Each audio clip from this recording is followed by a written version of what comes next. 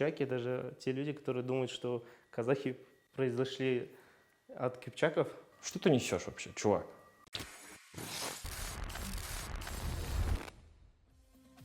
Всем привет, меня зовут Мурат, я Қыпшақ, орта жүз, Қыпшақтың ішінде Бұлтун, Бұлтунның ішінде Текебай.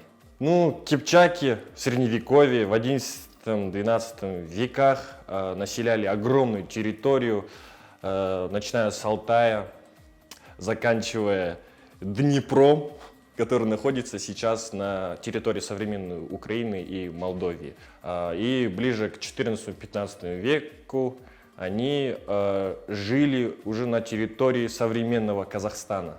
А сейчас кипчаки населяют вроде бы Кызылординскую область, Павлодарскую и Карагандинскую. Кипчаки принимали очень большое участие в этногенезе казахов и спровоцировали создание казахского ханства. Великие представители моего РУ. Мой дедушка Бахтиер Искак был довольно-таки знаменитым писателем.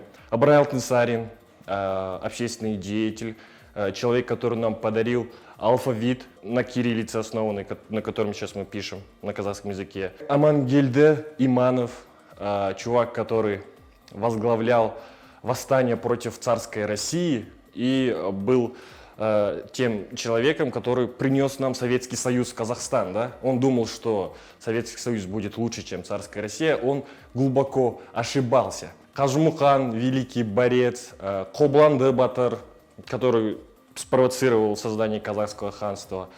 Еще много-много людей, которые я сейчас не вспомню. Стереотипов про мой РУ я, честно говорю, не слышал, я даже не увлекаюсь, я их не искал. Я знаю только, что есть очень много стереотипов про Найман. Про свой РУ я стереотипов не знаю.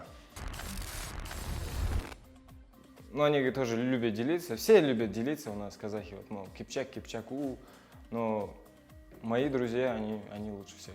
Честно сказать, я не знаю, мое окружение, кипчаки, мои родственники, никто не кричит, никто не бьет себя в грудь, говорит, что я кипчак, о, типа, круто. Нет, я так не считаю. Кипчаки, даже те люди, которые думают, что казахи произошли от кипчаков. Мне это, кстати, вот это бесит. Как я уже говорил раньше, кипчаки принимали очень большое участие в этногенезе казахов, и они, как я уже раньше говорил, жили на территории современного Казахстана. И почему кипчаки так считают, что казахи произошли от кипчаков? Потому что Қобланды Батыр, это он спровоцировал именно создание казахского ханства. Его конфликт с Абулхайр ханом привел к тому, что Керей и Жәнібек от них отделились и создали казахское ханство. Вот и все. Ну и кипчаков в те времена, их было очень много. Мысалы, менің бір қыпшақ досым бар, бірақ мен оны көбінесе Найманмен шатастырамын да. Сен осы Наймансың, сен Наймансың деймін да. Мен қыпшақпын дейді, өтірік айтпай дейсің. Соған қарағанда олар Найманға кішкене жақынырақ болады ғой деймін. Олар да бір қулау, бірақ өздерін мен деп тұрған, сонда да қулау болады. Өздерін қатты жақсы көреді. Как я понял, стереотип здесь в том, что кипчаки хитрые. Ну, я не знаю. Это зависит от человека. Кипчак может быть хитрым, нехитрым, умным, неумным. Это не зависит от РУ. Тупой стереотип. Очень. Кипчаки очень умный народ. Ну, чуваки как бы взяли и создали новое государство, как бы. Конечно, они крутые, но они реально шарят в этом. Как построить государство и просрать. Еще раз скажу, что кипчаки не создавали казахское ханство, тем более не просирали. К этому вообще кипчаки не имеют отношения. То, что умные, возможно, это зависит от человека.